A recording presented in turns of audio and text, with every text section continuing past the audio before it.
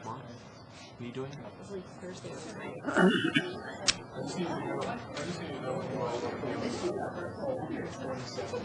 Okay.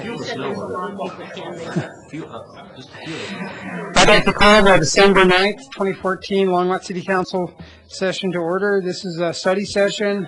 Could we please start with a roll call? Mayor Coombs. Here. Council members Bagley. Here. Christensen. Here. Finley. Here. Levison. Here. Moore. Here. Santos. Here. Mayor, you have a quorum. Okay, let's stand for a pledge of allegiance.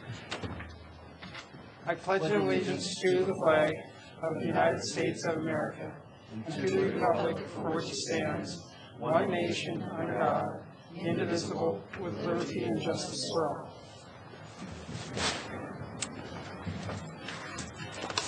Okay, we'll start with public invited to be heard. Kurt Gatman.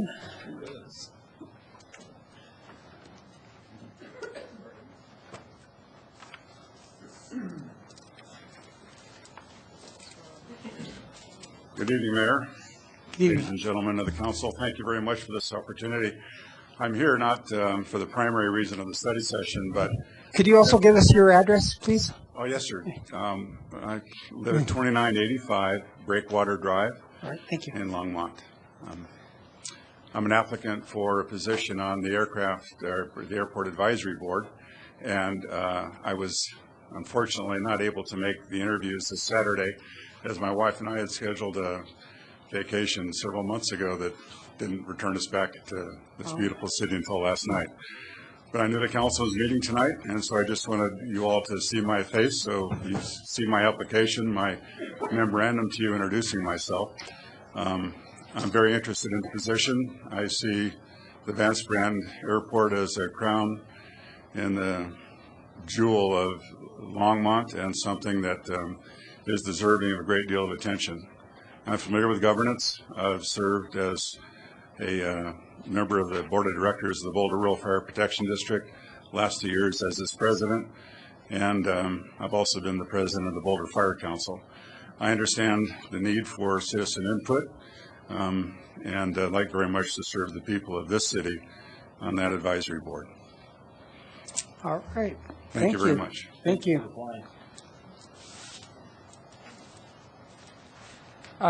Gordon Pedro.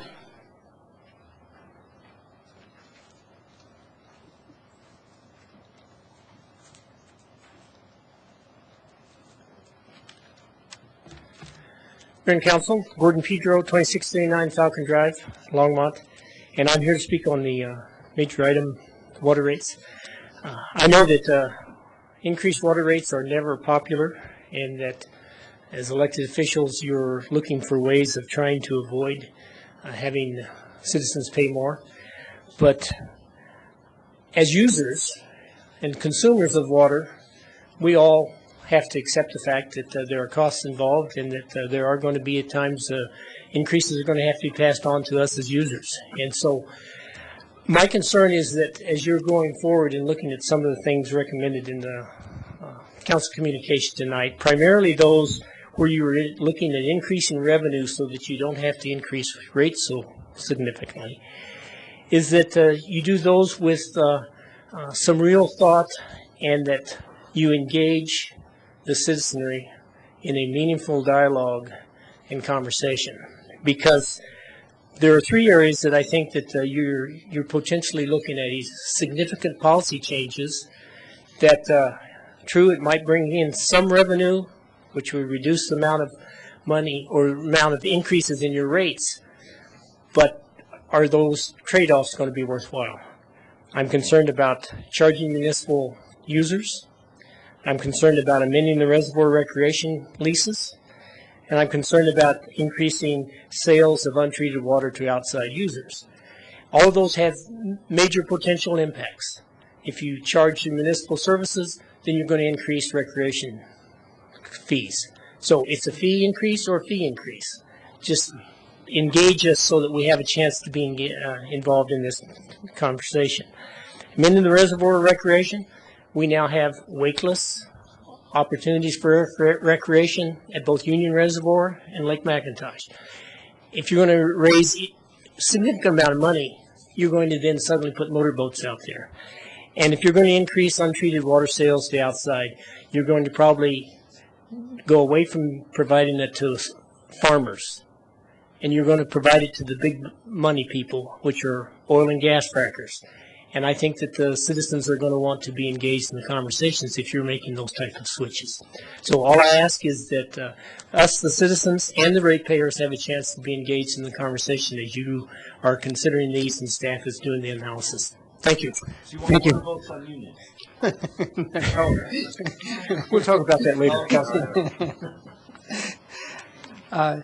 Joanne Curvis.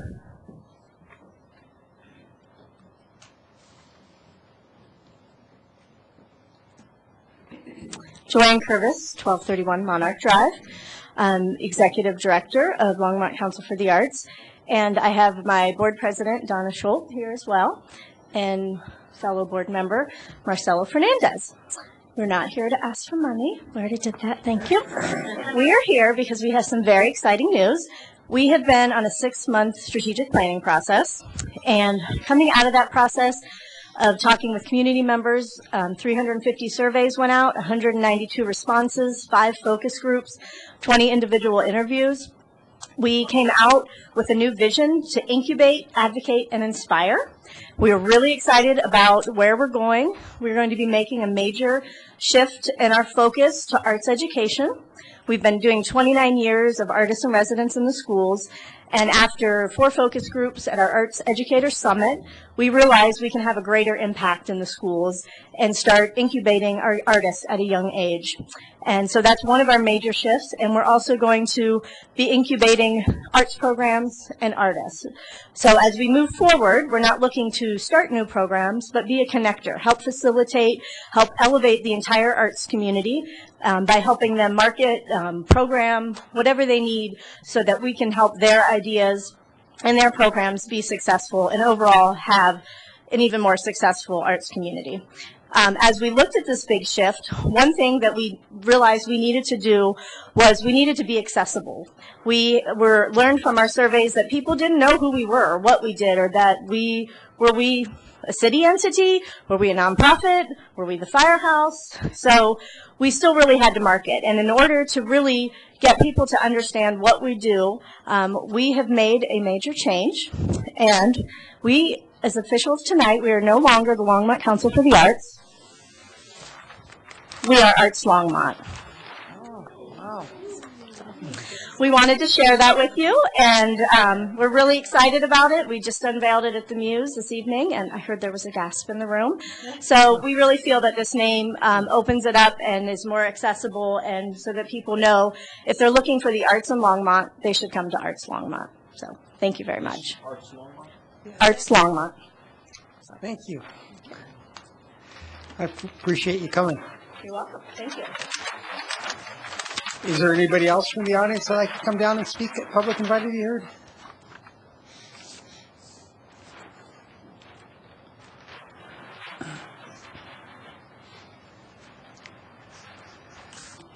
I'm a little bit out of breath, and all of you know why that is. Kay Fissinger, 2199 Creekside Drive in Longmont. I went back and I looked at the October PowerPoint presentation on the water rates and fee studies, and I found it a little bit obscure in some areas, and that concerned me. One thing, though, that truly surprised me is that someone would even think to put privatization on the table for evaluation. There might be a half a dozen or so people in Longmont who might like that idea, but I think most people would raise holy hell over that one. Two things kept talking, selling water and development. And nothing specific was really laid out in that, and also selling water from property. Reading between the lines, that opens up a door to selling water to the oil and gas industry for fracking.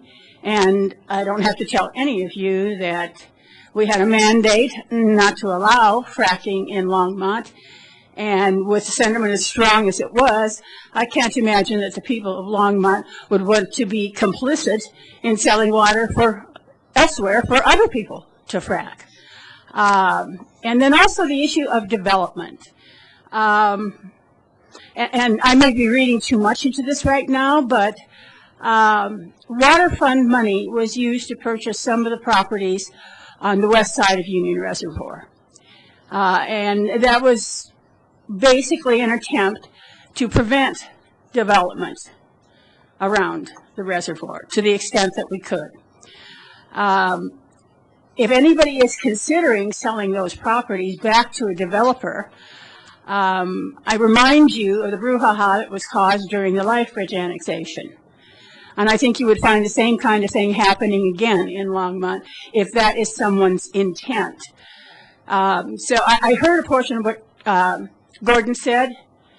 As you pursue this, you better be absolutely, positively, 200% transparent in terms of what is being thought of by staff and what is being thought of by council members, and who is approaching you with interest in purchasing water or redeveloping or developing properties, especially here in Longmont. So that's a heads up. It shouldn't surprise anybody that I would be saying these things, but I have a long-standing reputation for identifying that elephant in the room, and so I'm doing that once again tonight. Thank you. Thank you. Is there anybody else that'd like to speak?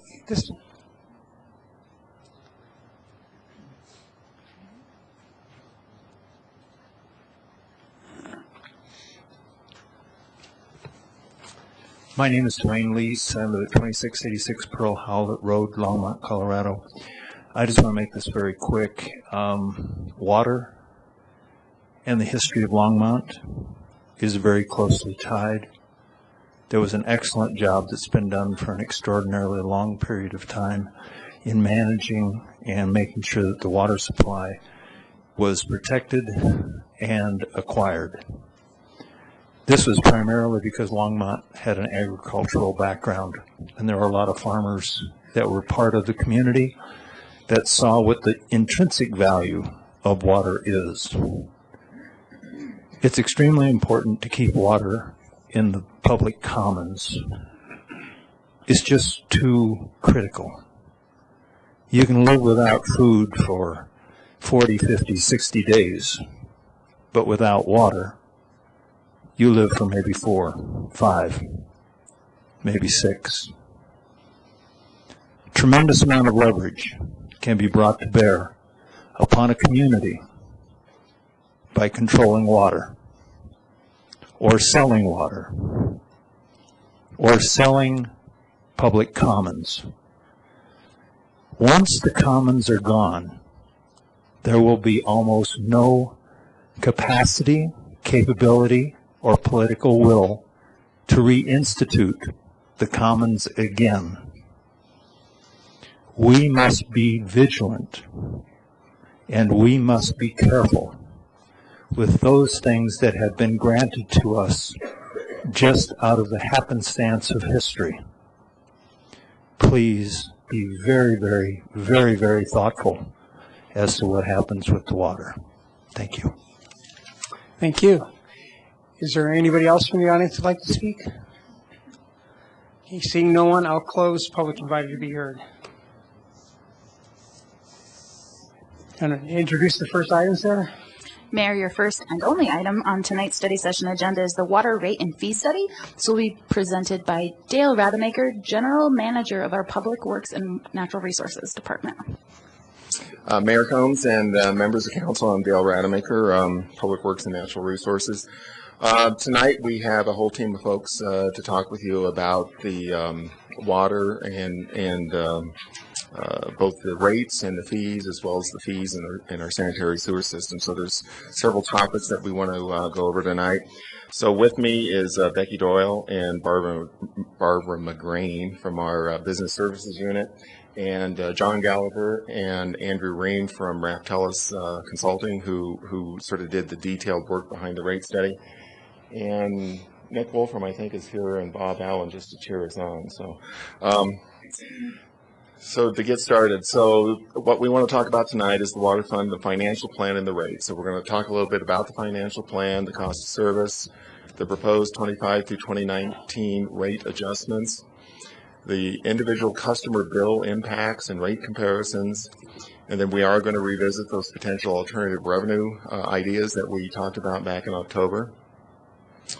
And then we're going to pause and get direction from you on those items. And then the second half of the show, we'll go into system development fees, where we'll talk about the water and the sewer fees, and also again look at fee comparisons, and then once again get direction from you on those as well. And so the rate setting process, it really does start out with that first step, that foundational work of identifying the financial needs of the utility. If you recall, back in September, we talked to you about the integrated treated water plan that identified the costs going forward for the next 20 years to the tune of about $215 million. The next step of rate setting process is that you identify the revenue requirements and the demand projections. So you look at frankly, the commodity that you're selling and what those revenue requirements are in order to fund the ongoing day-to-day operations of your utility. Then you begin step 3, which is allocating those costs to the different customer classes. And in Longmont, we have a customer class for single-family residential, multifamily residential, commercial mixed use. We're actually putting those together, and then a customer class for irrigation as well.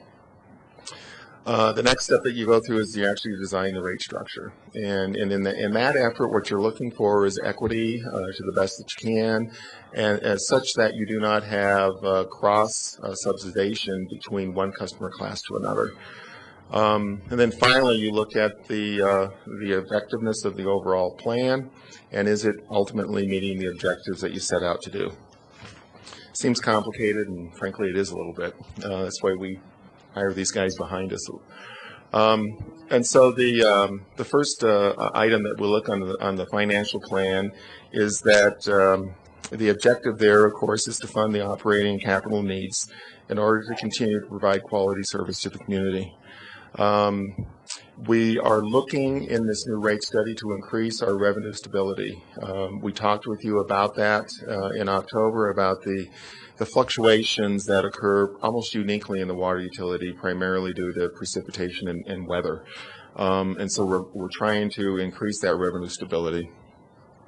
We're also looking to adjust the rates gradually over time and to align with the cost of service, again, to avoid one-shot rate impact to our customers. We want to continue to encourage water conservation, as some of the speakers mentioned earlier tonight. I don't think anybody in our utility would say that water conservation is not important, and being good stewards of water is certainly one of our values, and I think a value of Longmont. We also want to maintain competitive rates and overall customer value. We know we're not an island, that we're not just out here and charging whatever we want, as much as we might like to think we can, and so we need to remain competitive with those around us. And so what does the water service cost? So this pie chart is only for the water operating fund, and it all tallies up to about $106 million over the next 5 years. And in the water operating fund itself, you got a little under $24 million of capital, but the bulk of it, the $67 million, is the day-to-day operations of the utility. So that is the renovation of the systems. That's the staff that it takes to run the utility and to keep things in operation. And that is a growing component of our cost scheme here in Longmont as we mature as a city and limit the outward growth of the city. Debt service in here is about $12 million, and it does anticipate some additional debt that may be needed over the next 5 years to fund some capital programs. And then lastly, the Windy Gap assessment at about $3.3 million. Good news on that is it goes away. So finally, we're paying off a mortgage. And so when you look at cost versus revenue, again, you can see that the biggest chunk is the operating expenses. And this chart goes from 2000 up to 2013. And so we're looking back in time a little bit about how things were going. And you can see when you layer on debt service and renewal and the franchise fee, all the way up until about 2008, 2009, we were doing pretty good. We were actually stuffing money away, if you will, into the reserves in anticipation of some major capital projects that we knew were coming up. And so we banked that money, if you will, because it is in a restricted reserve that can only be used for water utility purposes. So things were going quite well. Then you see some of those revenue drops happening, and a lot of those were driven by weather and other issues that were going on. Ultimately, though, you reach 2012, 2013, and they start to cross. And so your day-to-day costs, your ongoing costs for a utility are now exceeding revenue. And that's when you need to act. And so looking back on our, comparisons and how competitive we are, this is something we're actually pretty darn proud of, is that as a utility, Longmont ranks the lowest of what we believe are the cities of like size around us. And so Louisville, Loveland, Thornton, Arvada, Boulder, Broomfield, North Glen, Westminster, Fort Collins, Greeley, and Erie. It may not be fair to put Erie on there because they are smaller and they're growing rapidly, and I think they're experiencing those growing pains of a growing community. But suffice it to say, we're the lowest out there, and that wasn't always the case. Back in 2000, if I showed you this chart, we were the people everybody wanted to call when they were doing a rate study because everybody wanted to compare themselves against Longmont. Frankly, now we're sort of the Maytag repair guy. Nobody ever calls us. They don't want to know what our rates are. And so when you start looking at our alternatives that we talked about with you earlier, we know we need to generate, by the time we get out to 2020, 2019, about $19.8 million in the utility. Current revenue brings in just under $13 million. If we layer in some of these options, again, that tonight we're going to just check back in with you to see if you want us to include any of these options in our 2015 work plan, to do that analysis and that study and that community involvement process before we bring it back for you to make any decisions with regarding any of these. So as we layer those in, you can sort of see the impact. Charging for municipal water was that first one. The next one I laid in was the management services out of PWNR. This next one here is the untreated sale of water outside the city. And the last one is to amend some of the recreation leases. So all told, those take us from about $13 million up to about $14.2 million. Okay, so they're adding $1.2, $1.3 million to the mix. You know, that's real money in my book, but it doesn't fill the gap. And so it does not, in and of itself, erase the need to adjust the rates. And so the projected rate revenue adjustments that we are going to talk with you in more detail tonight, you can see they're about 9% across the board. We tried to, as I said earlier, do those in a way that they are adjusting annually over time. You'll recall back in October when we went through the effort, we were at about a 10%. And so we've refined a little further and we're down to 9%. Don't think there's much more blood we can get out of the tournament, though. So that's what we're looking at with an overall increase over that time frame. And so our competitive gap, the red line is the average price of all the other providers that I showed on that previous slide. And again, you can see back in 2000, 2001, Longmont was above the average. Since then, we've actually lowered some of our rates for our single-family residential folks to the tune now that we have about a 19.12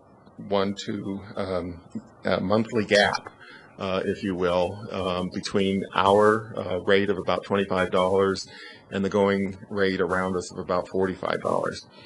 And so if you extrapolate that out to 2019, you can see the dashed blue line. It takes it up, and the gap then is only $5.75. I think the fallacy in that, though, is that presumes that no one else is going to increase the rates between now and 2019. And I think all you got to do is sort of look at the graph of the red line. I don't see anything that would tell me that that line will not continue to grow. So even though it could be as low as 575, my guess is it'll be probably closer to 19 as we get out to 2019. And, you know, and I say that just for comparison with folks around us. I think if you're a Longmont customer at some point, you don't really care. You live in Longmont, what you know is what you pay in Longmont. It does help, though, especially those folks and those businesses that are looking to locate in our community, to know that there is a value in our water supply and our water system. And so if you look at the end-of-year cash balances, they're pretty darn healthy right now, and they are being drawn down. These cash balances assume that we implement the rate increases, okay? Obviously, if we didn't implement them, we would be below our target reserves on our fund, which is a necessary item when you've got debt against that fund. So speaking of debt, lots going on this chart, so let me just step you through that a little bit. First of all, the red line, that is the annual debt payment. So you can see right now we're sitting at about $3 million per year of debt payment. And then in 2016 to 2017, it drops down to about 1.4 million. And that's primarily the paying off of the Windy Gap debt, which is about $1.6, $1.7 million a year.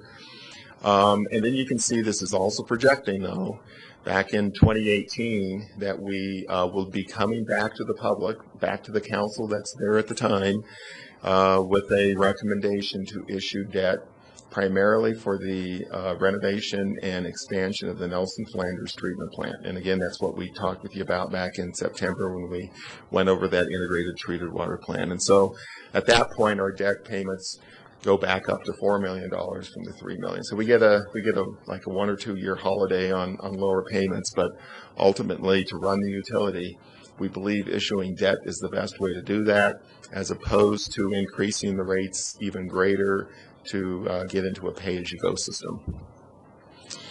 What this chart really is intended to show, first of all, is that the blue color, the bulk of our revenues come from single-family residential customers. That's not necessarily the same for all of your utilities around the city, but it certainly is for the water and sewer utilities. And also that there's a huge peaking, not surprising. From May through October, the summer months, it's when by far the bulk of the revenue comes in, which is why the fund is so sensitive to rate fluctuations. You have a wet, cool spring, I can guarantee then we're not going to meet revenue projections. It's almost easier than Jim trying to figure out what we're going to get from sales tax. So we just know that, and that's part of the game. Longmont's not unique, but you do try to get your rate design to get you through those wet years in a manner that keeps the utility whole. So with that was just sort of an overview of what we're going to talk about. I'm going to invite Andrew Ring to come up to the podium from Raftellus, and he's going to go now through the intriguing and interesting part of rate design. So, Andrew. Thank you, Dale. Councilmember, Mayor, thank you for having us here. And as Dale indicated, we're going to talk a little bit about the proposed water rates. Now, as you've seen within the council communication, and as Dale spoke about, we developed a transition with 5 years of rates, taking us from today through 2019.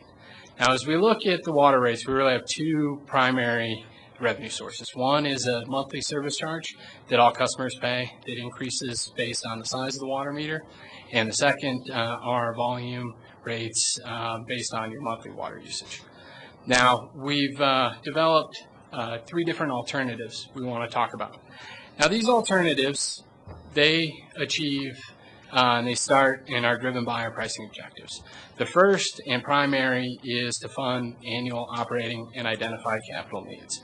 So as we're proposing to increase those user charges 9% a year, we're also generating additional revenue that meets the needs of the utility, needs of the city over that same time period.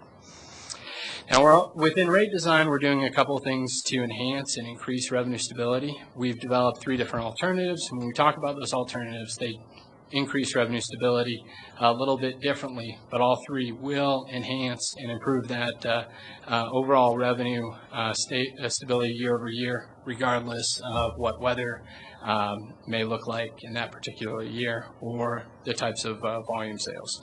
Now, it's still certainly weather dependent, but that reduces to a degree the risk of revenues within the utility. We're also looking to transition those rates over a 5-year period. So each of the alternatives, as well as the cost recovery from our different users, we're transitioning between now and 2019 to gradually increase what we're recovering, as well as transition to cost of service, in the 5th year. We're continuing to encourage conservation through the pricing structure and the signal we're sending to customers for the efficient use of water, as well as evaluating and making sure that the city's water rates are competitive while meeting and funding the city's needs. So before we get into some of the details of the 3 alternatives, I want to talk a little bit about what this means for a single-family residential customer. So as Dale indicated, those are the most, by far the majority of accounts, as well as the majority of water sales for the utility annually.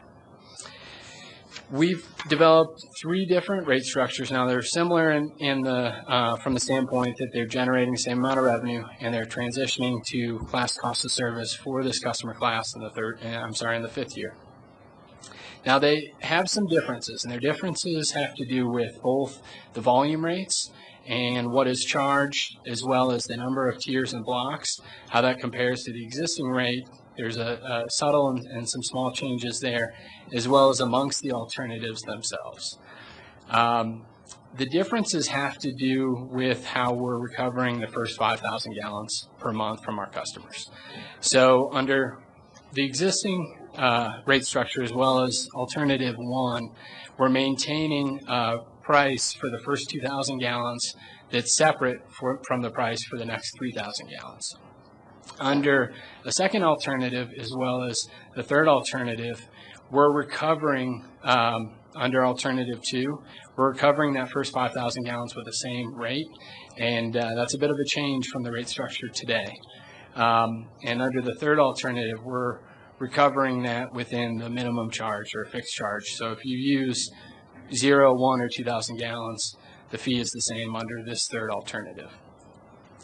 Now, these deal with different approaches for affordability. And we'll talk a little bit about a more targeted program in the case of alternatives 2 and 3, and reaching out and targeting those low-income customers rather than making a reduced water rate available to all customers, as is the case today, as well as under the proposed alternative 1. So first, I want to talk a little bit about the proposed 2015 monthly service charge. In this chart, you can see the existing charge that increases by the size of the meter. Majority of residential customers, as well as customers within the city, are that base 5/8 by 3/4 inch meter.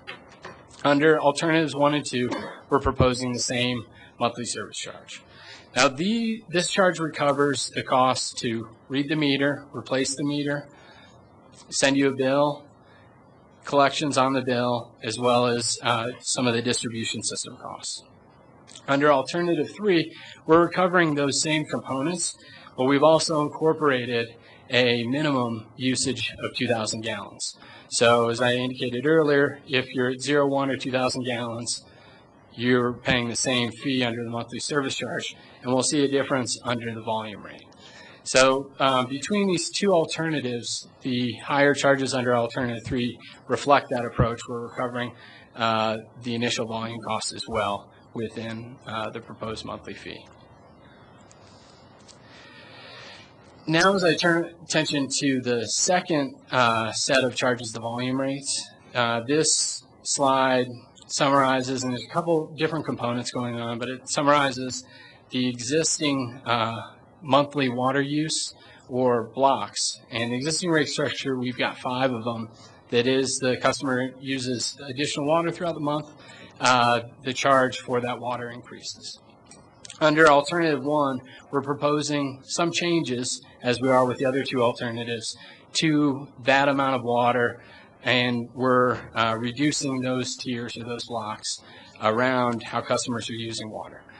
Blocks 1 and 2, under all alternatives, recover the indoor water use. As we start with block 3, 4, and 5, we start picking up seasonal use, summer peak season use, and then some of the larger users are excessive or inefficient water use. And you'll see that we're charging or recovering, charging a higher price as that water use increases, as those customers that use more water tend to be more expensive to serve. Yeah. So you'll also see that amongst the 3 alternatives. Councilmember Bagley, would you like to ask a question? Thank you, Mayor. I just want to make sure that I'm understanding so I'm not confused. Can you go back one slide? Okay, so number 3, so you're saying 5/8 or 3/4 inch are normal for our residential units? True. So just the 5/8? Yeah. Okay, so my question is, so if you go up 1, so go back, so go forward 1. So alternative 3, so people pay a minimum charge, a flat rate, and then nobody gets charged anything extra, no matter how much water they use, up to 2,000 gallons? Right. Right? So, okay, so go back. So here, I don't understand that graph then, given that. What's the 763 represent, and what does the 366 represent? The 763 represents that monthly charge with the minimum usage. So that is a flat rate. Correct. The 366 represents the increase over the existing charge. So in other words, the alternative 1 and 2, the 442 is based on actual usage, whereas alternative 3 is based on just a flat rate that doesn't matter how much you use. Up to 2,000 gallons. Council member or Mayor Pro Tem Bagley, I think you're correct. So 442 in alternate 1 and 2, that's the monthly fee that you're going to pay. Doesn't get you any water, 0, right? You pay that whether you use a 1 gallon or none. You get no water out of the 442. The 763 over in alternative 3, you get 2,000 gallons for that 763.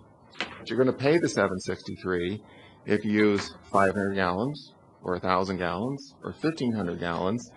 You're still paying 763. Understood. Okay, that's clear. All right, cool. Thank you. I didn't get that. Wait. Okay, thank you. And that's the primary difference with this third alternative is, as you see under alternatives 1 and 2, we're charging for the first 100 gallons of water use by month. Now that charge increases under alternative 3, that's recovered within the flat fee.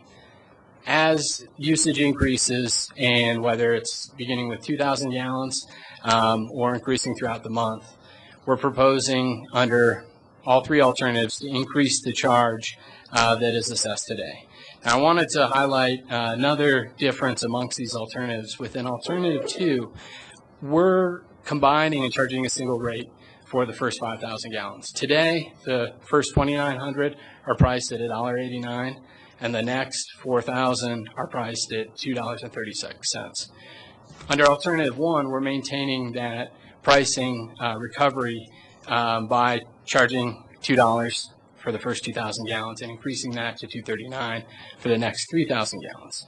Under alternative 2, we're combining that and assessing a single rate or a single charge for the first 5,000 gallons.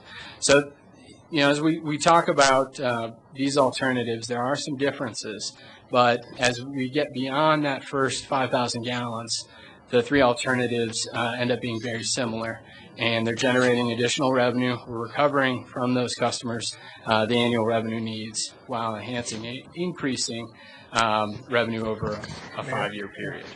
Councilman Moore. Thank you, Mayor. So when you say rate, is that per unit of water, or is it per 1,000 gallons, or what? I mean, it's not really stated there what your units of measurement are. Per 1,000 gallons. Okay, thank you. This slide builds on the previous discussion and just illustrates the increase or the change for those volume rates. So similar to 2 slides ago, the monthly service charge, we've identified the existing rate for each of the 5 blocks and the proposed rate for each of the 3 alternatives under the different usage amounts. So block 1, block 2, and so on through block 5. Also summarized is the change, or how that may increase or change from the existing rate. Okay, can be Councilmember Bagley. Thank you, Mayor Coombs. How many homes in Longmont, again, I'm just doing this so we can keep this in mind as I hear, or as we hear, how many homes in Longmont don't hit the 2,000 gallon mark? Approximately 10% of the bills are below 2,000 gallons throughout the year. And to be clear, those are typically in the winter months, and it's also typically folks that have only 1 or 2 people in a home. And it also is sort of the snowbirds that leave and aren't here in, say, 3 or 4 weeks out of January. So it is, you wouldn't think it's that many, but there's actually quite a few folks that only use less than 2,000 gallons in a month, especially in those winter months.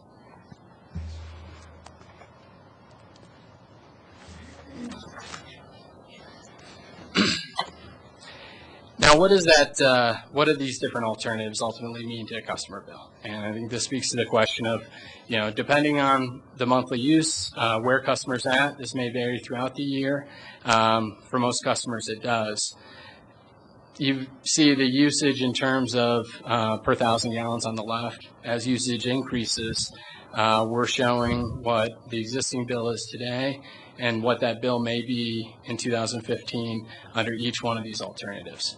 And the second column next to, for example, alternative 1, the change indicates what that increase may be. So I just want to highlight a few different types of users and usage amounts to highlight some of the differences among these alternatives. Say at 1,000 gallons, relatively low water user, the range of increase is a little over 60 cents to about $1.80. Now that picks up the approach under alternative 3 that whether you're using 0 up to 2,000 gallons, the proposed fee is $7.63. So you can see that for a 1,000 gallon customer, the increase is going to be a little higher than under the other 2 alternatives. As we look at sort of an average winter bill at 5,000 gallons, the ranges change a little bit, but still we're looking at an increase of approximately 50 cents up to $1.20 per month. And as the usage increases and we get into some of the summer bills, say a 20,000 gallon customer, those increases range from $7 to $8 amongst these alternatives. So as you look at these, there are some differences within each of these alternatives in terms of how we're recovering the costs and how we're pricing different types of water use.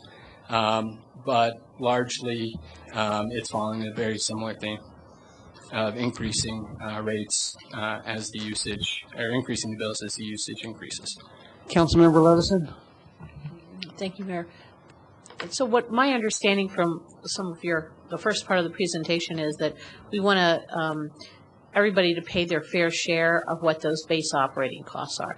So it doesn't really matter if you know, the cost of the water to the product itself is something, but then shouldn't everybody have to share equally and fairly in the cost of the basic operations and maintenance? And at some point, it doesn't really, until you get to the wastewater side, it really doesn't matter how much water you use, because in order to keep the system running, you have to build a treatment plant, whether or not you use 1,000 gallons, just to have access to clean water.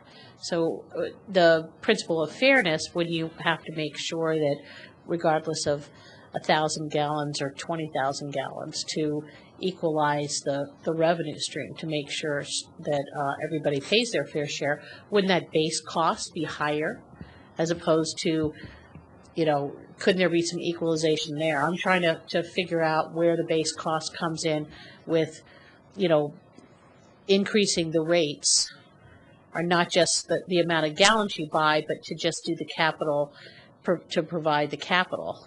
That to me would seem to be part of the base rate. Maybe I'm not thinking about it in the same way you think about it. Within the base rate, we're looking to recover the cost to read the meter, replace the meter, send the bill, do some of the administrative functions that are independent of the amount of volume of water that you're using. So there's not a direct recovery, say, in terms of the treatment plant. But under the third alternative, we are incorporating volume-related costs as well by including a minimum for the first 2,000 gallons. So we're starting to recover within that charge some of the capital maintenance, some of the costs at the treatment plant. Let me answer that as well.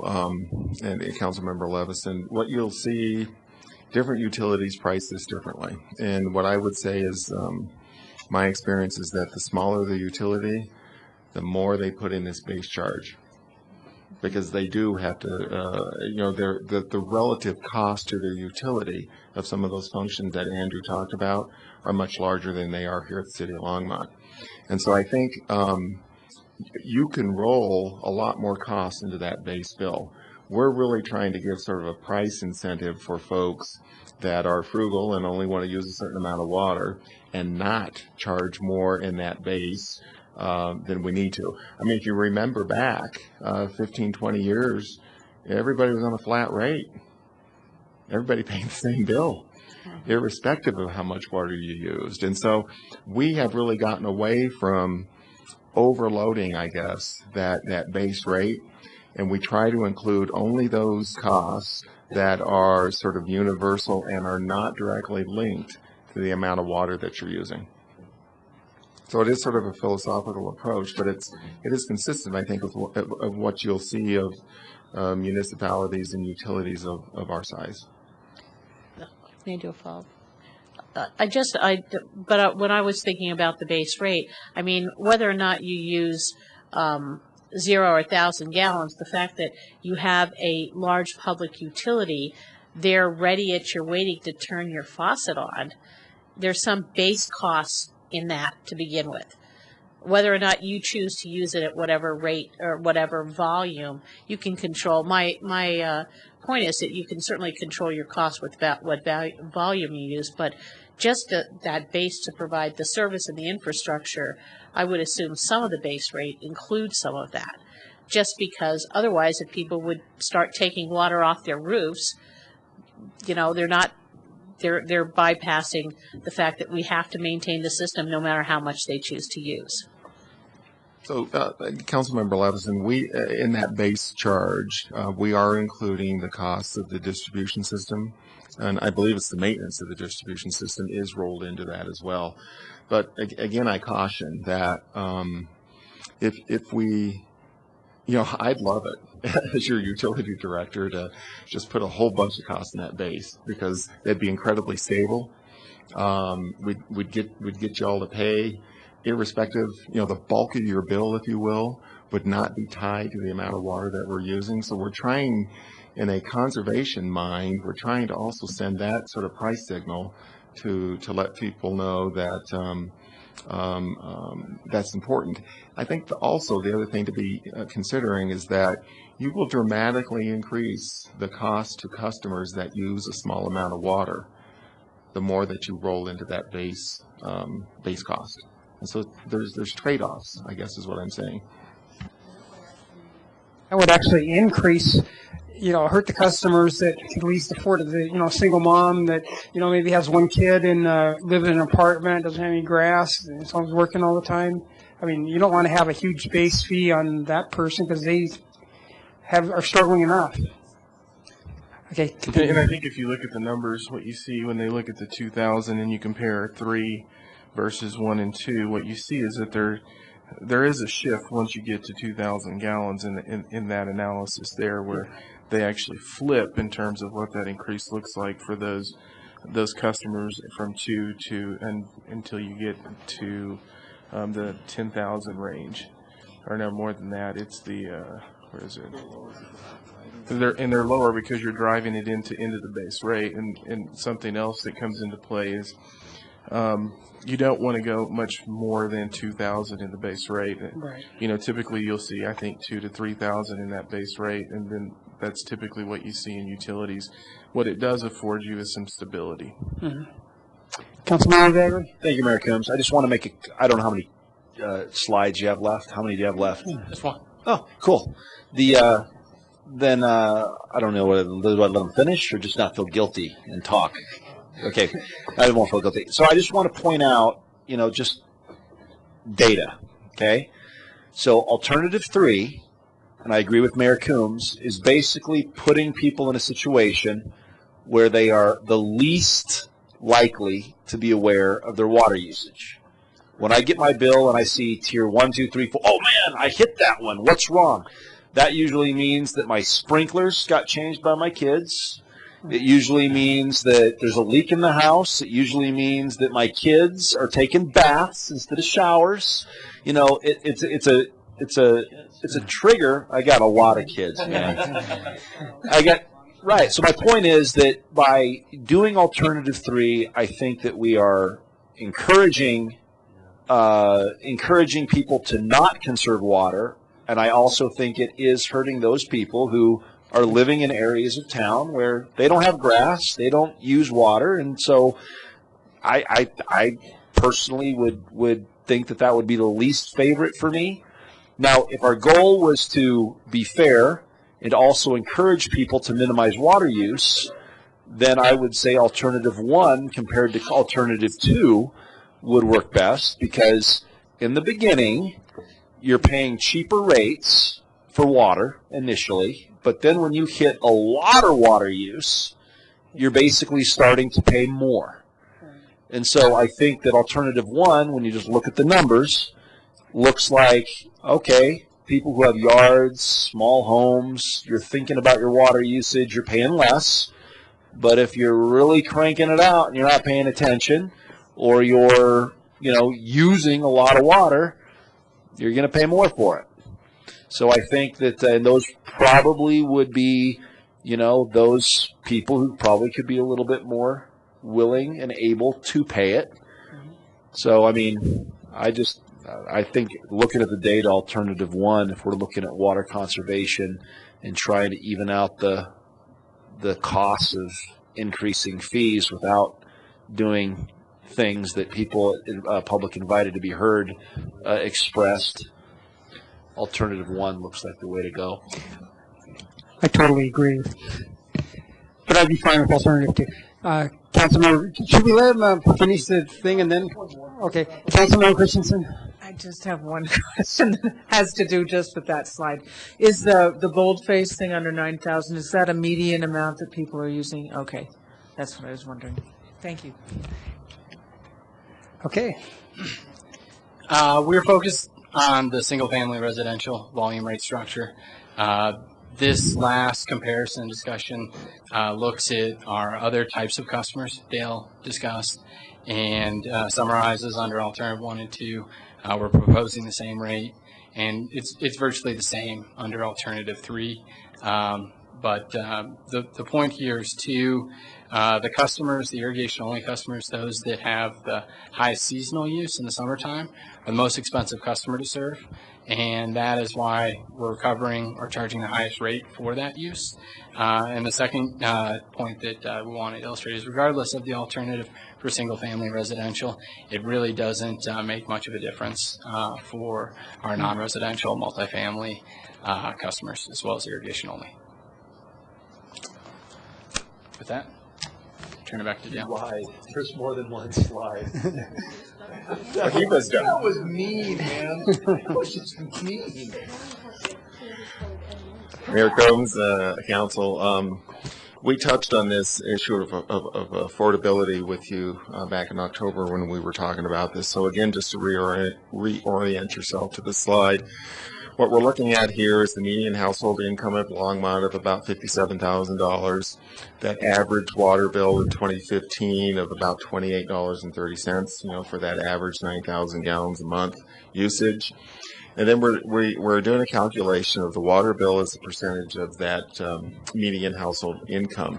The good news is for your average customer, it's 0.59%. And so when we did our literature and research review, what we found out is that looking at some national guidelines through the EPA and AWWA, they recommend that you keep the cost of water for those customers under 2.5% of their median household income. And so you can see on this chart that we have the blue circle that's far to the left. Those customers are at about 3.4% of their household income, and I believe they represent about 5% of your customers. Okay. If we look at the next one down, the red one, which is at 2.26, which is just under the 2.5 number, those two together come up to about 9% of your customer base. And so one of the directions or the questions that we want to pose to you tonight, and again, we're not going to make a final decision or anything tonight, is whether or not you want us to look at this affordability issue and run some numbers and come back with some different types of affordability programs that are really tied to income. And right now the city has some programs. We currently have a rebate program for low-income senior citizens. This is really, though, you don't have to be a senior to be eligible. You could be that single mom with one kid that you're trying to take care of. We think these programs they could run anywhere from $250,000 up to $500,000 a year. And again, that's going to be based on how much you try to subsidize, how much you try to buy that down, if you will, to get these customers so that they are not paying more than 2.5% of their income for the water. So that is a sort of a classic policy issue that we want to get direction from you on tonight. And so with that, our next slide is direction. Hi, Dale, but did we do the same kind of cost comparison when we looked at electric utility rates? And does Excel Energy, besides the programs that they have that people donate to, I know they've got programs to help people struggling to meet their bills, but I mean, if we're going to try to meet, all of these requirements, I don't know where we're going to get all the money. Well, Councilmember Levison, we would look at how we would obviously fund this within the water utility. And so we wouldn't be using tax money or anything else. It would have to come out of the water utility. And so essentially what you're doing is you are using the larger customer base in order to offset the bill for some of those in your community whose income is such that they are paying a far higher percent of their income towards water. Speaking to the other utilities, again, that's a policy issue. If you want us to look at that more broadly as a staff, I think it's fine. I can't really speak to electric. I don't know. Well, we didn't have this discussion either when we, sought to raise the park's operating and maintenance fee. $4 for somebody who the base rate is $7. That's half the base rate. And we didn't really consider it then. So I'm just a little mystified. The other part of it is, though, that we're making some assumptions that people are in certain situations. It might be that their water bills are not always going to the individual units, and that their landlord could be wasting a heck of a lot of water. They can control their own water costs, but if there is a leaky toilet that the landlord will not fix, and other things, these are things out of people's control, and a lot of times people that are at the lower income do not have a lot of leverage to ask for things to be fixed. And I understand that there's a struggle, but make the assumption that they can better control their costs. We don't really have data on that, do we? So, Councilmember Levison, I agree. There's any number of issues out there and complicating factors that no one program is probably going to address. I think this, to me, is really more of a philosophical look at it. Mm-hmm. We don't have to do this. This is really just something we are wanting to get your direction on. If you want us to pursue it, we will do the research and bring that information back before you're actually asked, or we would ask you to actually initiate that kind of a program. And we can look at some of those other kinds of nuances as we're doing the research, if that's what the council wants us to do. Councilmember Finley. Thank you, Mayor Coombs. That's really what I would like to see from a policy standpoint, is the utility bill as a whole and what we're doing to help those who can't afford all our increases. Across the board, yeah. That makes more sense to me from a policy standpoint, and I'd love to see something like that. So we're at a slide to get some direction. So, Council, you've been given, we're going to start with the rate options. And again, tonight, it's to give us direction to go away and prepare the ordinances and to bring those back to you for first and second reading to actually implement. And so you had options, door number 1, door number 2, or door number 3. And just to make things more interesting, the staff's recommendation is actually to pursue option 2. And let me tell you a little bit why. Yeah, why is that? Why on God's earth would we do that? Following reasons. One is that you only pay for the water you use. And that's sort of the difference between 2 and 3, even though 3 probably gives us more rate stability if I'm just wearing my utility hat.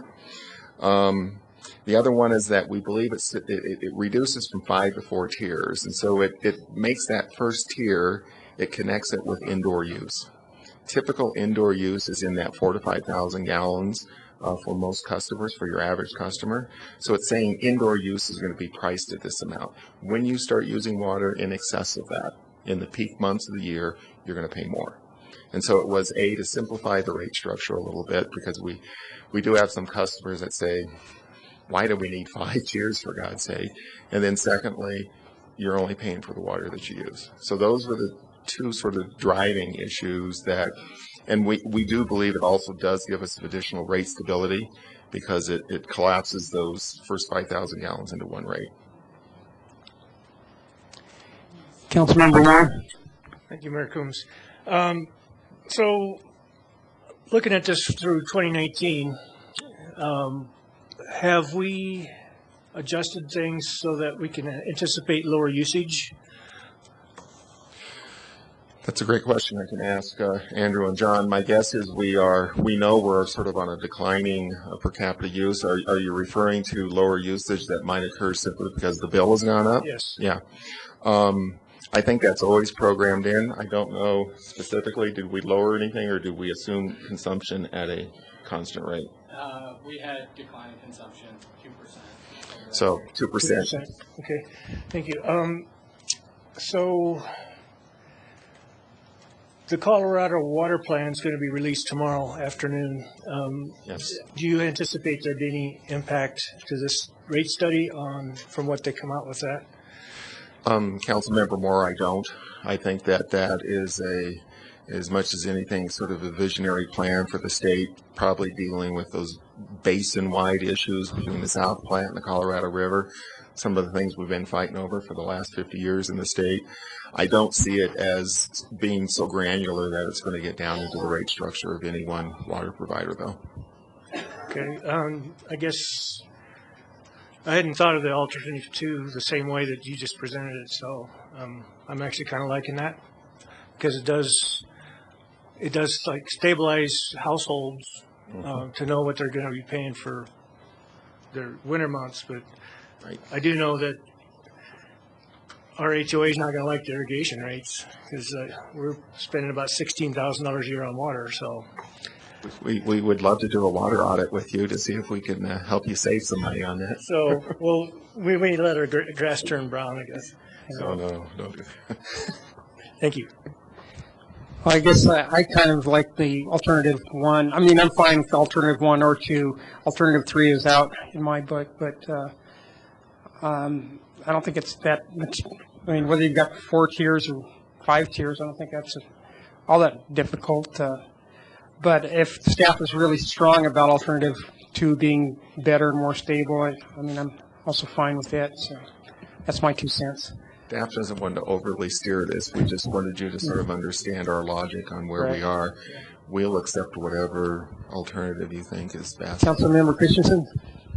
I think 1 or 2 would be good. I disagree. I understand the reason for alternative 3, that it gives more stability, but I do think that for all the reasons that Mayor Pro Tem Bagley and Mayor Coombs has said, and I agree with 1 or 2. And I would agree with Councilman Finley and Levison that we need to, I would like to see something offered for people who can't afford things, having been in that position. It's really, water really is essential. And so when you can't afford the water rate, you're really in dire straits. So we need to help people out a little bit. I do have one little tidbit of information that may help you in deciding maybe between this alternate 1 and 2. Between the 2 of them, for year 2015, it's a 1 penny difference. So they're almost the same. When you get out to 2019, though, we're 13 cents difference a month. Yeah. And alternative 2 is a little cheaper. Okay. By 13 cents. Gallons.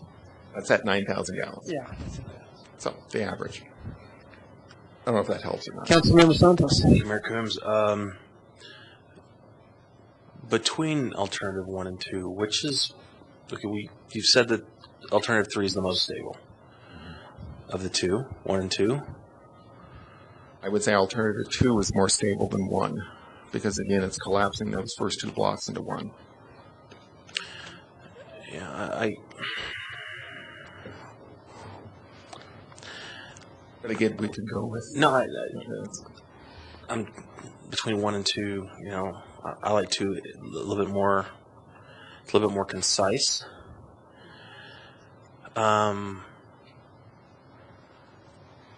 It narrows the blocks down, which, you know, trying to make. I was looking at my bill while the presentations was going on, seeing how much water we use. Exactly, and you know how that would affect, you know, my bill. But as other council members have mentioned, we also have to take into consideration those folks that cannot are going to have a difficult time paying. But between the 2, I think the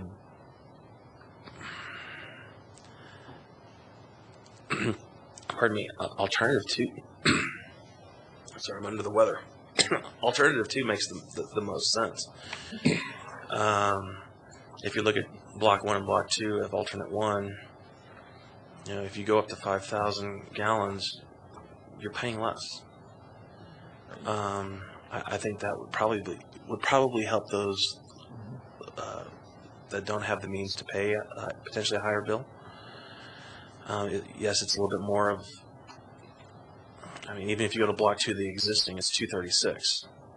So in some instances, bills are going to go down for a good portion. I would move alternate 1. 2, excuse me. Again, must be the Mucinex. Second. 2. Councilmember Bagley? Thank you, Mayor Coombs. I still think, I think 1 and 2 are both good options. But I still think that alternative 1, one of the things that bugs me most is paying property taxes and paying on stuff that I've already bought. And so if you're going to zero-scape, if you're going to, live in an apartment, if you are less able to afford water, alternative 2 might be more concise, and if it passes, I'm not going to cry. But I still think alternative 1, if you're a single mom with a couple of kids and you're trying to cut back on expenses, if you keep it under 2,000 gallons, you're going to be paying less than alternative 2. And I think that alternative 2, yeah, it does hit, most of the houses, the indoor versus outdoor. Yeah, but I still think alternative 1, there's not a big difference. But, when you're living on pennies and dollars, I think it would make a difference. So I'm going to vote against this, hoping we'd vote for alternative 1. But if it passes, I'm not going to. Yeah, I think alternative 1's the better route. But okay. Councilmember Levinson. I really do think we're making some assumptions about data that we don't have, that 1 is actually going to be better for people. If you're in a situation where, alternative 2 would actually, even if you're on a budget, probably work out better, because if your landlord doesn't fix the leaky toilet, you get wiggle room. If you're living in a small house and you conserve inside, then you still have enough water left in with that $5,000 base price that you can water a small patch of ground about 10 by 12 for your kids to play on in the backyard if you're renting a house.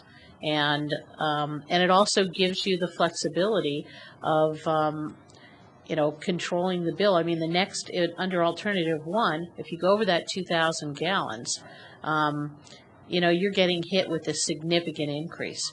Whereas, it's that next gallon over the 2,000 that you really don't have control over sometimes.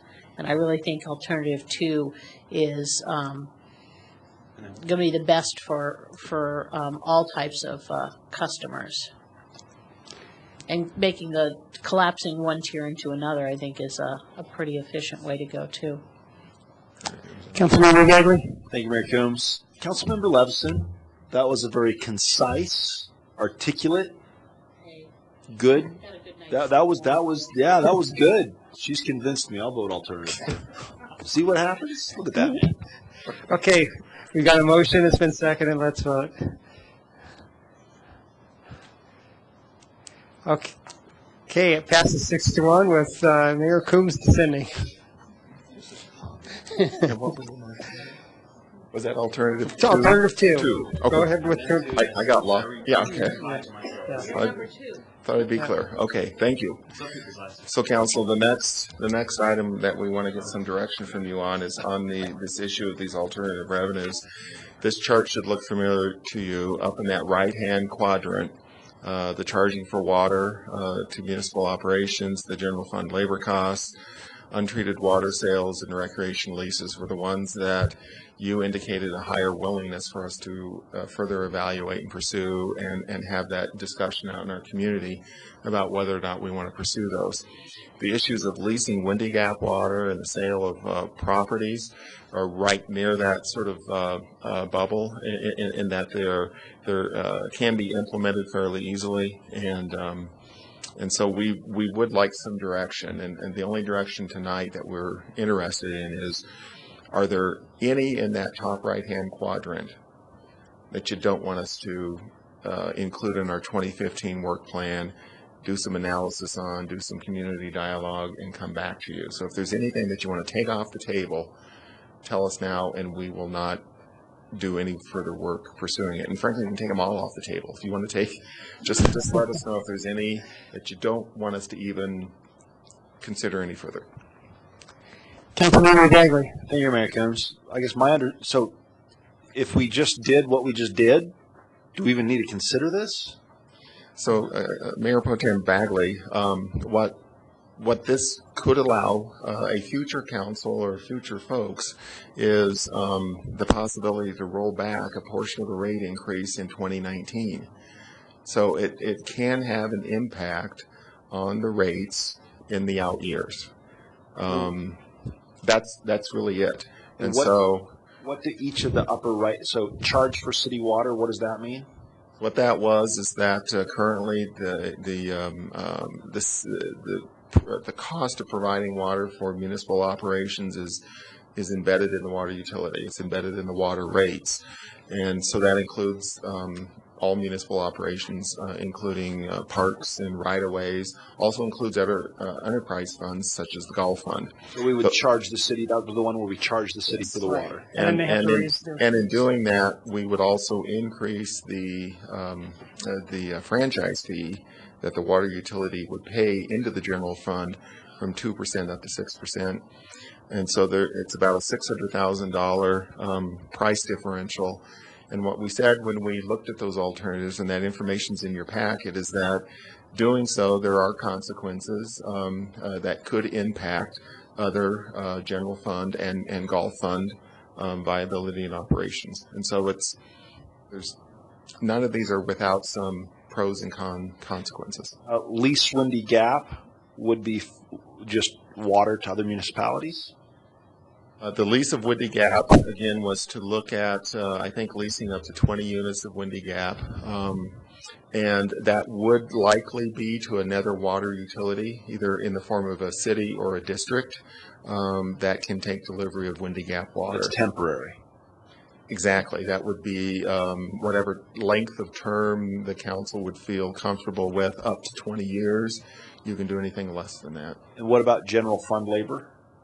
General fund labor was dealing with the cost in the Public Works and Natural Resources Department, primarily in business services and my salary and a few other folks, where our costs, our labor costs, if you will, our management costs, are all being paid for out of the enterprise funds, and we're not costing any of our costs into the general fund, even though we oversee parks, buildings, and custodial services.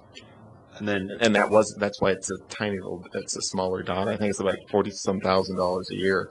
It's not a huge impact. Same question for untreated water sales. So untreated water sales was to increase those. Can you show me that, Barb? So this is on page 31 in your packet. That one we thought could generate up to $600,000 additional dollars. The pro was that it could utilize our downstream water resources better and provide some revenue from resources that we're otherwise not collecting for. The con was that it could promote additional development outside the city, and that it could also reduce the amount of water that the city can declare as surplus for agricultural uses in the St. Vrain Valley. Those were the cons. And again, so we think we could generate up to an additional $600,000. I think we're currently doing about $800,000 is what we're currently driving through the sales of untreated or raw water. And then last but not least, the recreation leases. So the recreation leases, a couple of things going on there. The leases are with private irrigation companies, one with the Lake McIntosh Company and the other one with the Union Reservoir Company. Those two recreation leases total about $130,000 a year. Those are being paid right now through your water utility through rates. The revenues, in particular from Union, that are derived are all going back into the general fund. And that's to cover some of the general fund costs out there of running the beach and some of the concessions and those kinds of things. And so the pro on this one was that if you revise the leases, one revision is that you cost those out of the general fund as opposed to out of the water utility. That's one option. Again, we'd have to analyze these further, which would then align the revenue generation with the fund that's paying for it. The con on that was that there could be the negative impacts from motorized motorized boats out on the lake. We all know that you can generate additional revenues if you allow things like water skiing, that kind of stuff, which was historically out at Union Reservoir before the city came into ownership in the mid-'80s. And then we also identified that there would be impacts or could be impacts to wildlife at the reservoir. So, and I guess my overall question is, if we don't look at any of these right now, nothing prohibits future councils from coming back and correct. That's right. So right now, my understanding, going back to the first question I asked, was, given what we just voted on with Alternative 2, this is not necessary to actually meet correct our goals. That's correct. As it stands now, the other thing I would say is beyond 2019, as we looked at that 20-year plan, We know there's even more costs out there. So whatever we do, whether we start on any of these in 2015 or we start looking at them in out years, they can also help to offset rate increases, 10, 15 years from now as well. So it really does come down to there are pros and cons of doing any of these things. And believe you me, staff is very busy in 2015. Our heart won't be broken if we don't dive into all these right now. We want to do what you want us to do with regards to pursuing these. Councilmember Finley. Thank you, Mayor Coombs. I would be inclined to look closer at recreational leases and leasing Windy Gap, because I think those things are things that are revenue streams that we're not taking advantage of. We already sell untreated water. So I don't understand why we would need to study that further. We already do that. It would be looking at additional alternatives, and clearly, council, whenever we do that, Councilmember Finley, it's a good point. All those contracts come back to the council to act on in any event. So yeah, so I don't see that we really need to do anything there. But I'd kind of like to look at the two that I mentioned, the recreational leases and the leasing of Windy Gap, because if you have assets and you're not using them, I think they're wasted. So that's what I would be in favor of. Well, I sure like McIntosh Lake since powerboats have been off it myself, and the less noise and it's just more serene, and the wildlife. I would hate to spoil Union. I mean, I don't live out at Union, but I have to feel kind of sorry for the neighbors around there for having powerboats. But I'm not strongly in favor of recreational leases for powerboat use on any of our lakes myself. I know I might be in the minority, but that's just my. Now, as far as like charging for city water, that's just kind of moving money around from one bucket. I mean, obviously, swimmers we're going to have to raise recreation rates to fill those pools, and we're going to have to raise Mr. Bagley's pool rates and golfers' rates. So it's basically whether you're not the overall water ratepayers are going to subsidize that, or if people are using the recreational facilities within the city are going to pay their own way. It's basically that argument. So, and I'm not real clear as to, there's always winners and losers, on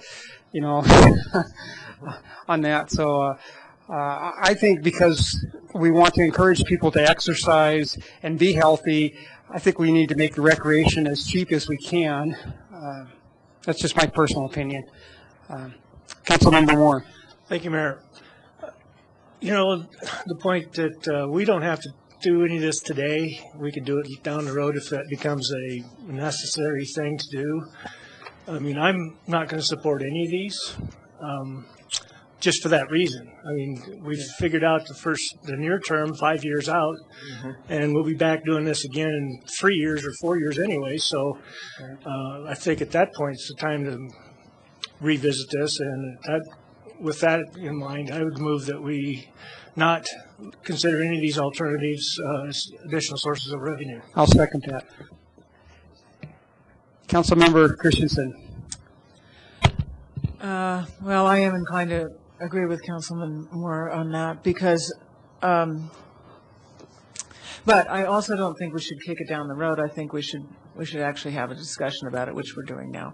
The one thing I don't want to see recreational leases that rent to powerboats, but when you were talking about moving some things from the recreational thing into the general fund, that seems reasonable. That issue was the payment of the annual leases to those ditch companies. To the powerboats? No. That doesn't have anything to do with how you recreate. So. It's whether or not the city holds the lease to have the recreational lease on the reservoirs. Oh, okay. Well, I think that's worth having another discussion about. I do think it makes sense, even though it's a very tiny amount of money comparatively, to move the general fund, to do the general fund labor, because it sort of aligns things with how everybody else is paid, doesn't it? You think? I think that this is a good opportunity to do that. I don't agree with any more untreated water sales that, well, as Councilwoman Finley said, they have to come back to council anyway because it's part of our charter. And I don't agree with the charge for city water because it's just kind of moving stuff around it. It doesn't, I foresee a lot of problems with that, consequences. So anyway, I do think it's going to be, it sounds like a lot to have people increase the bill from 9% every year for 5 years. But if you look at the actual amount of money, it is fairly low. And I think when we engage the community in these discussions, they understand that this is infrastructure from the 70s. It's got to be fixed, or you have the Arvada problem where, you know, we don't want to have the city start falling apart. We have to fix stuff, and everybody understands that. They do that with their home. Thanks. Councilmember Levison. Yes, I will be supporting the motion. The one thing that is an advantage for us charging ourselves for water use is it's going to expose our inefficiencies at every facility, so much so that we may contribute less to water charges overall. So while I will support the motion, what I want to encourage, maybe I'll make a second motion, depending on what happens this one, is to direct staff that we maybe run an experiment, pretend as if we can make those efficiencies and see where we can go with that. Because if we ourselves are wasting water for the general public subsidizing it, then, you know, we always see things where people are calling into the Times call saying, city's running those sprinklers again, and it's 5 o'clock and it's 100 degrees, and why are they doing it? We don't care if it's ditch water, untreated, or what. But I think that for us to be more efficient is going to be a big payoff, because we are shifting all of those costs onto the customers in reality if we're not top-notch efficient. And I don't believe we're necessarily being inefficient. All of the water is metered, and so we track that. We know how much water is being used on the greenways, how much is being used in the golf courses and the parks. And we are pretty aggressively, through that $4 a month park fee, repairing and replacing some of those irrigation systems and those types of facilities. So I think that should happen whether we send a water bill or don't send a water bill. Councilmember Santos. Mayor Coombs, so no one wants to go in the bottled water business, huh? No. I have no problem pushing this off until maybe after next year, because I think what you were alluding to is the compound, redoing the comp plan. Well, and correct, and one of the things is that, as we told you, these are sort of a multi-year kind of thing, and so none of these were going to happen overnight, right? And really don't really start to have an impact until you're 3 or 4 years down the road. It's really whether or not you want to move in the direction on any of these or not. And what I'm hearing, well, you haven't voted yet, but what I'm hearing is hold on those things right now. I'm hearing a little bit, maybe do tweaks here and there, but we'll let you vote and go from there. You know, some of these I would be at least willing to look into. Whether council acts or not, that's a different story. Whether it's recreation leases or charge for city water, lease Windy Gap or even sell Windy Gap. I think the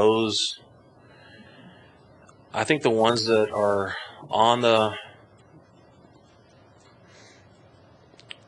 axis that when we took the votes that are averaged 5 and above, at least later on should be brought back and say, this was whatever council seated at that time. This is what this council looked at. What are your votes? And here's what they did. So again, I think what Councilmember Levison says regarding the city water, and when we all some of us get those phone calls regarding certain parks that you're out there watering again. But it would be good to know, if we were to go to that route, what are we talking about? So. Well, and also things change. If you look at the hydroelectric piece, all of a sudden we're hearing that they're doing some potential story on the potential for hydroelectric generation. And so things may change over time that actually drives something that wasn't, and the reason that was on the bottom quadrant was because you then put the dam under FERC, and it creates a number of issues, and if something changes where that becomes more viable, all of a sudden it may shift all the way over. We'll be back because and it's a different conversation. So as time goes by, things will change. Right. Councilman Wilson? One part of the recreational leases issue that we didn't consider is that certainly at Union, we would pretty much kill sculling and sailing if motorized boats were out there. It's really not a compatible activity. And while we heard we could increase, having the loss of the sailing and sculling club out there, while they don't pay a lot of lease rate on what they're renting from the city, they are good conservators, and they're eyes and ears, unpaid eyes and ears for the city, maintaining facilities and keeping a watch over things they know aren't supposed to happen out there. So we might drive out, long-standing community members who have invested themselves in boats and a community activity that's self-funded, that's open to everyone. From youth being introduced to new sports that might be a little bit unusual for landlocked states like Colorado to learn how to sail is, something someone might want to do some other point in their life and being introduced at a young age. So I think we have to balance different types of those recreational leases and what that actually means. So if you gain money with a motorized boat, if there's an oil slick, you'll have fewer people out there using the beach. So, and no sailing or scullers, so. All right, let's vote.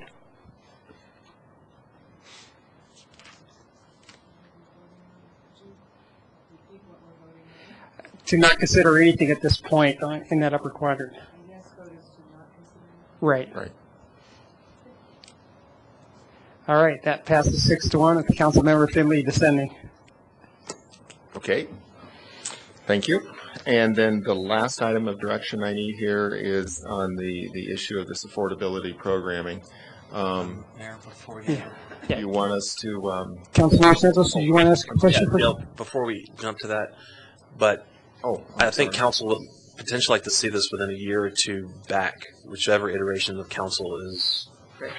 I mean, is that... Yeah. Do I have to make a motion or... After November of next year.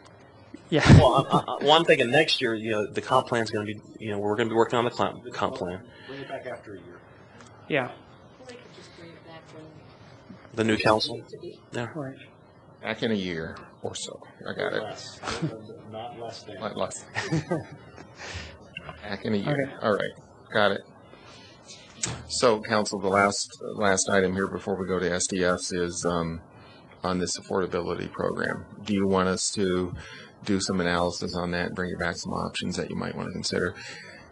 And I'll add the other caveat. Do you want us to do it just for water, or do you want us to look more broadly? I've heard sort of two angles on that. I think initially, since we're just on the water topic, let's just do one thing at a time and make it... Bite off one thing at a time? Yes. That's my... Councilmember Finley.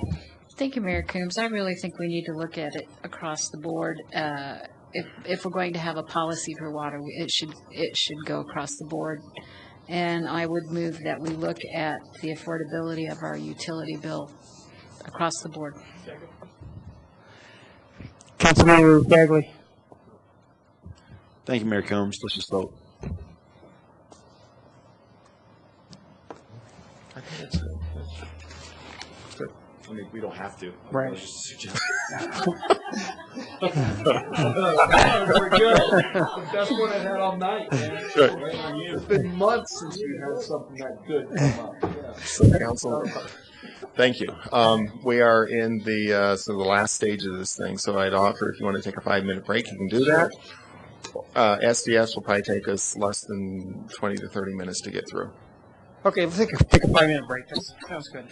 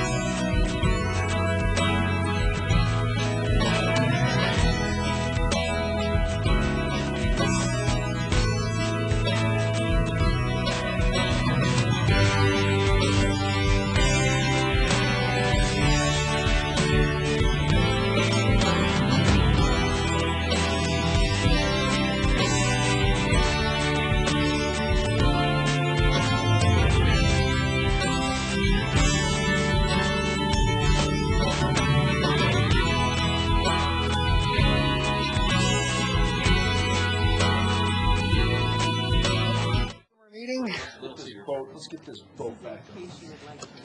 Oh, yes, of course. I was wondering what this was. And date. Oh, this is what we already passed it. It doesn't matter. No, I did, but before we voted on it. But thank you. I'm not going to read it. Hey. The meeting's starting. Oh, sorry. What's your problem? Let's keep going. Mayor, Combs, and Council, now I'm going to take you through the system development fee portion of the work that we've completed. And again, system development fees, those are the one-time fees that are associated with new development, and they're intended to recover the proportional cost of the facilities that folks are tying into and benefiting from.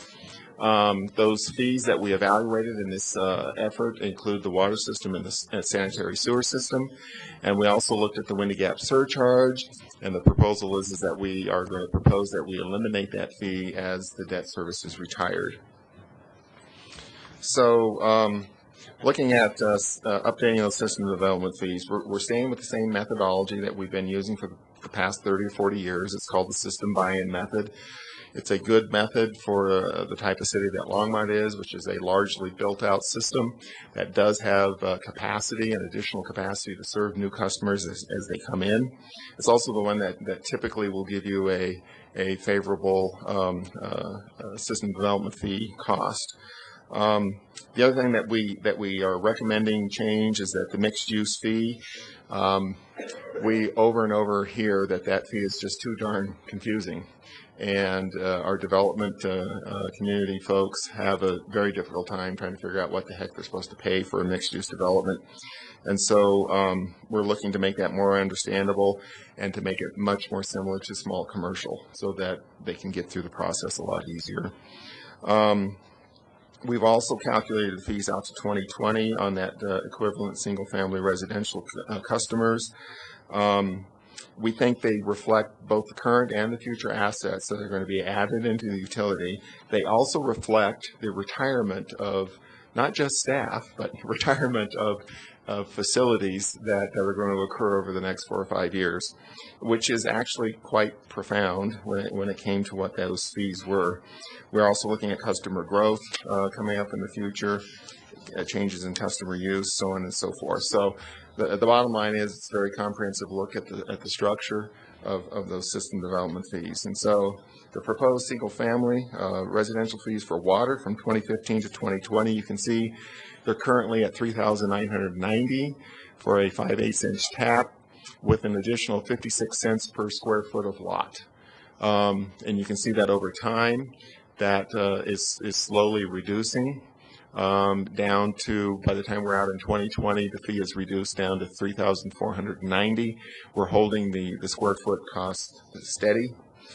And the reason for that, again, predominantly is that we are retiring and planning to retire some major facilities out of the base, if you will, of the water utility. And it's that value of the utility that you use to calculate what the fee is to become part of that. And one of the biggest facilities that are going to be coming out of the north and south treatment plants, frankly, they've already been retired. We need to get them off the books, so to speak. And we're also going to be recommending the retirement of the Wade Gaddis plant. Okay, and that's what we talked to you about when we presented the integrated plan.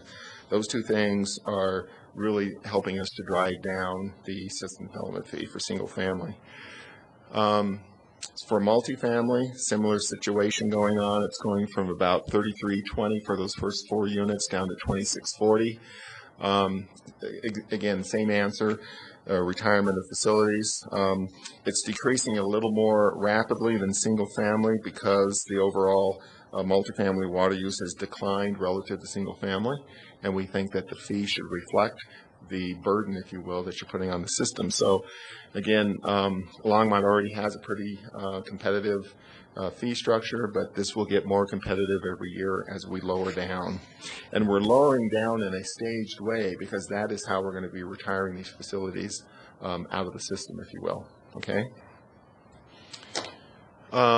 The small commercial, again, same story. Sounds like a broken record, but it going from about 10,840 down to 9,870. Same reason, but again, that customer class will also see some relief on the water fees. So the one that's holding steady is for irrigation. And honestly, a cause could be made, an argument could be made that fee could actually increase. We didn't think it was appropriate when we're lowering the fees for everything else to jack it up on another one. And so what we said, let's just hold that thing steady. The other thing is we have a very small customer base that are irrigation only. And I didn't think it made a lot of sense to start really adjusting those significantly with such a small customer base. I think we're going to continue to watch that customer class. If we see additional demands being placed on the system because of it, we will probably come back and recommend some adjustments. But right now, we're saying hold those steady going into the future. And then on sewer, so now switching over to the sewer side of things, for our single-family customers, it's going down about $500 per tap from our existing $4,550 down to $44,050. Same reason. And again, this is predominantly out at the wastewater plant where we're taking some major facilities offline and then removing them from the books, if you will. Multifamily residential for sewer, this is the one class that's actually going up. And that's because in the multifamily customer class, their indoor use is actually greater than what we had been estimating in the past. And if you think about it, that should make some sense because they don't have the lawns. And in fact, the irrigation at most new multifamily projects is covered under the irrigation fee. And so in the case of multifamily, it's going from $2,250 up to $3,070 over this 6-year period, with, again, gradual increases over the years. For commercial, almost steady. It's going down just slightly from $5,870 down to $5,840. So I call that pretty darn close to flat. Again, though, we're not, there's no increases or, what I hear a lot in the development communities, they want certainty, they want to know what to expect, and they want to know that you've done your homework and you know that your fees are appropriate. And so when you look at the total, so when we start looking at single-family water, sewer, and the windy gap surcharge, these are all the sort of these utility fees coming out of Public Works. Some pretty significant declines for single-family, $10,050 down to $7,540. We think that will put Longmont in a very competitive position, while at the same time appropriately collecting those revenues that we should for the value of the system that people are tying into. Okay, we're not just lowering the fees to lower the fee. I want to make that point clear. We're lowering it because it should be lowered because of the value of the systems and the retirements that are happening out of the system. Same thing on multifamily. Even though the sewer is going up a little bit, the overall is coming down fairly significantly between water, sewer, and windy gap. And you'll notice on all of these, there's a significant drop between years 2017 and 2018, and that's when the windy gap retires. That's when it comes completely off the bill. Okay. And lastly, small commercial. Oh, next to lastly, again declining. 18,780 down to 15,710, with again the big drop happening between years 17 and 18 with the elimination of windy gap. And then lastly, irrigation. It actually comes down a little bit itself because windy gap's going away. So good news is everybody gets a little bit of a relief on system development fees. And so, Council, when you compare Longmont now with these same surrounding areas, it's not surprising that some of the water districts, whether it be Left-Hand or the Fort Collins, Loveland, East Larimer County, some of those are the more expensive because they are predominantly relying on CBT water for their supply, and it's by far the most expensive water. And Colorado Big Thompson, so West Slope water, very expensive water supply. I think the going rate is somewhere in the mid-20s for a single unit of that. If you bought a bunch of it back in the 1950s, you got it for $100, $100 a unit. Longmont got 5,000 of those, by the way, and they're fixed assessments. So it's a great deal. The other thing we wanted to point out is that, we're already near the bottom, and once we drop out our windy gap, which is that water resource rights block, we're going to be at or below probably Fort Collins. And the Fort Collins one is a little bit of a misnomer. That's for sort of the core of the city of Fort Collins that's served by the Fort Collins utilities. The growth areas of Fort Collins around the perimeters are all served by the districts up there. And so if you're building in Fort Collins, you're either going to likely be building in the Fort Collins-Loveland District or the East Larimer County District, and you will be paying far more than you're going to be paying in Longmont to develop. And so with that, Council, we just need your direction on whether or not to prepare the ordinances to start the slight reductions of our system development fees going forward. Councilmember Bagley. I move that we direct staff to proceed writing and drafting ordinances for our review. Second. Sorry, Bonnie. Yeah.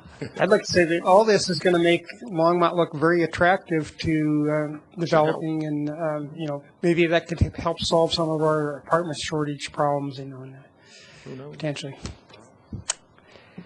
All right, let's vote. That passes 7-0. We appreciate your time tonight, and again I want to thank John and Andrew for the work that they've done, and of course I wouldn't be able to get anything done without Becky and Barb. They're great staff and keep me straight, and they were revising this presentation up until 4 o'clock tonight, so or this afternoon. So thank you guys, appreciate it, and we will be bringing those ordinances back for you to act on in January, with the rates likely going into effect in the March timeframe, and that's to give enough time for utility billing to be able to make those program shifts. I'd just like to add one thing. You looked really sharp tonight. You did. My holiday time. Right now it's time for city manager. I guess it's mayor and council comments first. I'm gonna hammer myself. Councilmember Finley. Thank you, Mayor Coombs. I have to have a business of the week.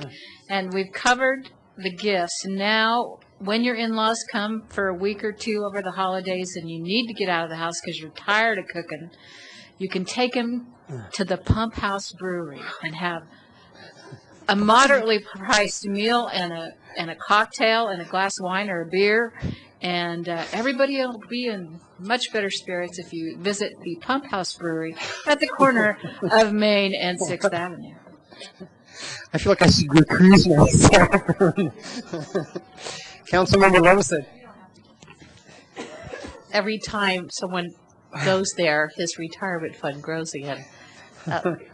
There was a small item in the information section last week that we were given an option to ask for more information about, and that was about the revenue projections for and the certain kind of special liquor license for the museum to be able to serve alcohol at events. And I just want to make sure that we are not going to be off on our estimations of revenue. I'd like to make sure that we have good eyes on that because, after all, there is, as the mayor would know, if you open a bottle of wine, you can't have that bottle of wine sitting around for 5 or 6 or 10 weeks or whatever until the next customer who wants wine orders it. So there's going to be loss, and and you have to stock it with the stuff that people want to order, and pricing of everything, and then there are people, when you want to have a venue, they want to bring in their own stuff or have you buy it for them. And so I just want to make sure we're not going to be building the financial sustainability of the auditorium operations on revenue for alcohol sales, because a lot of people are not drinking that much. So to answer the question, we really aren't. It's a combination of multiple revenue sources that are coming in, and we feel that it is a reasonable projection that we put into this.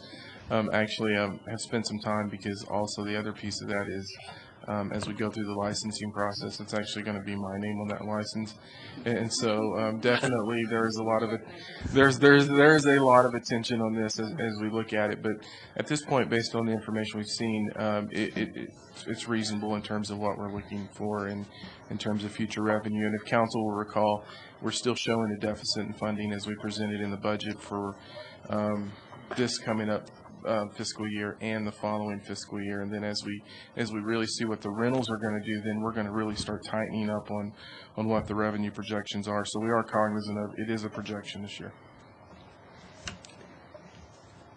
Councilmember Santos. Do you have something else? I was just going to say, if you want more information, we can provide that and go over it with you in more detail. Councilmember Santos. Thank you, Mayor Coombs. Have any of you ridden light rail? Yes. What? Light rail? Yeah. Well, I got the opportunity on Sunday, and it left me with more questions about light rail and actually I was kind of mad afterwards about how it's actually working and actually being funded. So we parked to go to we went to the football game. We parked at Elish Gardens and got a fare card. $2.25, which is not too bad each. When I got on, it took me down to the stadium site. When I got off, I was looking at a place to leave and actually put this in to show that I actually paid. You don't have to. I was astonished, especially on a Sunday of a football game at 11:30 in the morning, that you could walk and pay or not pay $2.25 if you want to take the risk of not getting caught. There's no turnstiles to be used. So if you know the system, and I'm sure there's some people out there that know the system, if they're not checking fares, you could ride it for free. Is that where our money's going? So then after the game, with the massive humanity that was using light rail, and they actually had a sign out there that says fares are being checked. Again, to pay, I paid $2.25 each, Vicki and I. And there was a gentleman standing there, and he says, "Well, do you have your fare?" I said, "Yes." And I showed the back of it. It just says RTD. "Okay, go ahead and go on through." He didn't check to see that was it the actual fare that for that time period? I could have actually used the fare card from my previous 11:30 that expired at 12:35. And then, of course, you walk at that particular location. The safety is just, I have grave concerns, because you have a police officer, the trains are there, you have a police officer, okay, go ahead and cross the tracks behind the train to get to the next island. Yes. So who's running this Mickey Mouse show? In fact, I just came back from Disneyland, so I'll use that phrase. But I mean, how much money is RTD losing? Because they're not checking fares. And what I was told was that they check fares by someone that was there. They check fares during high ridership times.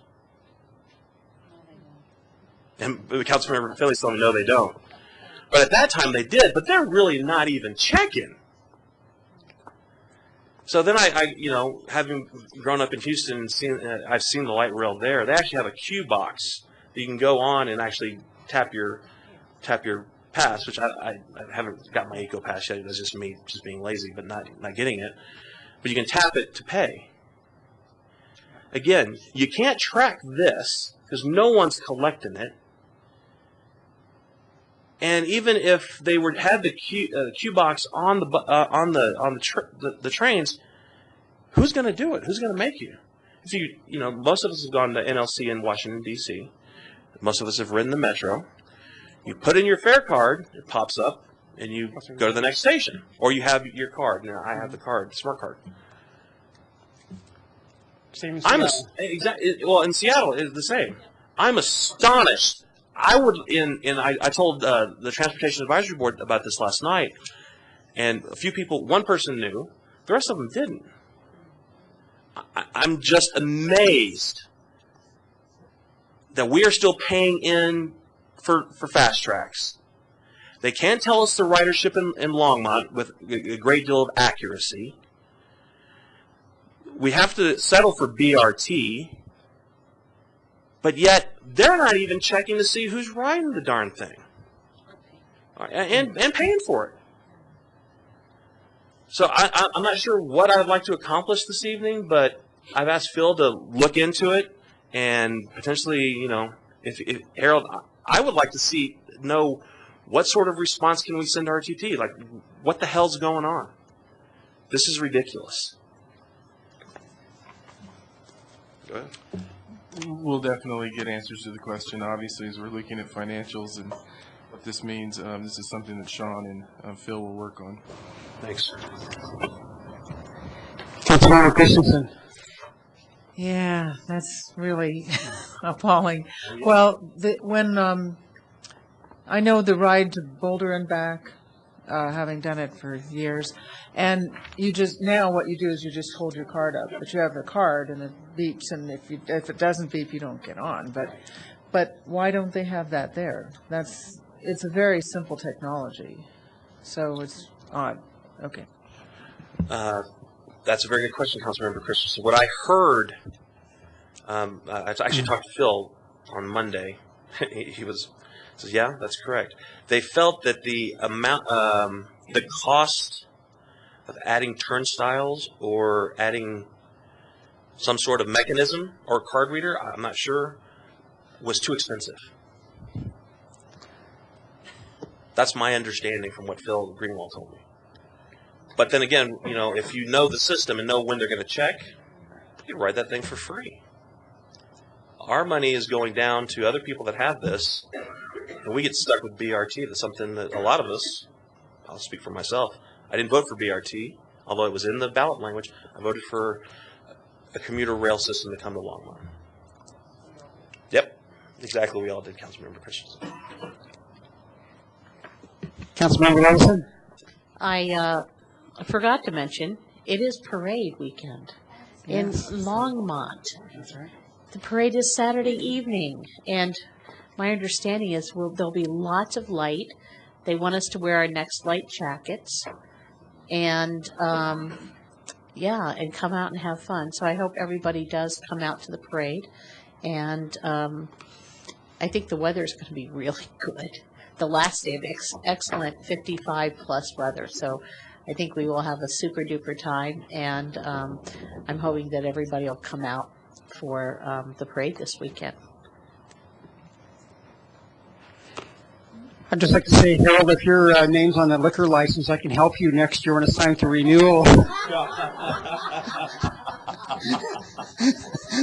I'll walk you through the process. I'm going to need that. All right. City Attorney, any comments? All right. Oh, City Manager, any comments? We actually do have a comment, Mayor, Council. As we were talking about water rates today, one of the things that you saw in the conversation was the Windy Gap project. I want to let Council know that we have seen some movement in Windy Gap, and we're expecting to get some information that would be a big an announcement that I think they've been working toward for quite some time. And so as that information becomes available, we'll obviously be making the council and our community aware of that information. But at this point, it's one of those things we're hearing it's coming down. But obviously, when you're dealing with this many agencies and moving parts, we want to make sure that it's actually going to happen. But I did want to provide an update on that and say you may be hearing from us within the next week or two. Yeah. One of the comments that you made earlier about the hydro might be viable, because I know, they've always talked about legislation for small hydro projects. So, eventually if that happened, then maybe that project would become a very good, viable, 3 megawatt power generation source. And what we're hearing is there is a documentary that they're working on, and they want to look at our location. PBS is doing that documentary, so we know that there is some conversation on that, and that's why I wanted to point out that everything that we're showing you, you never know when it may change, and it becomes the best priority that we have to look at. Okay. All right. Well, this meeting is adjourned.